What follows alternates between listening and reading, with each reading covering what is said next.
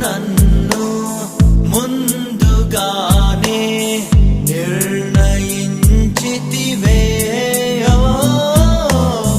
నీవు నన్ను పిలిచి నీ నీతినిచ్చి మహిమ పరచితివే. నేనేమయ్యుంటినో అందుకు కాదయ్యా, నా క్రియలను బట్టి అసలే కాదయ్యా. చూపావు ప్రేమ నాపై, పిలిచావు నన్ను కృపకై, జనములకు ప్రవక్తగా